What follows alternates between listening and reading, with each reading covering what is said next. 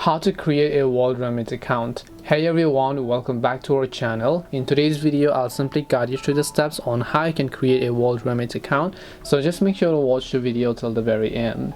So if you'd like to create a WorldRemit account, just go to worldremit.com and then you're going to be able to land on this page where what you need to do is just click the sign up option that you can find from the top right hand side box.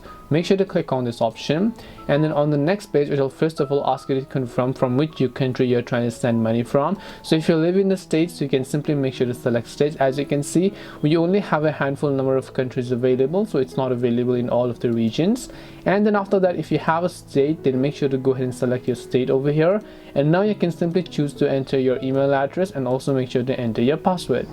Once you enter your email and password, if you don't know what password you've typed in, you can just hit the show option here, and then you can just go ahead and click the continue option in order to follow the instructions, and your WorldRemit account will get successfully created. This way you will be able to create a WorldRemit account. Hope this video was very helpful. If you have got any questions, feel free to leave them down below. Thank you very much for watching, and see you soon in our next video.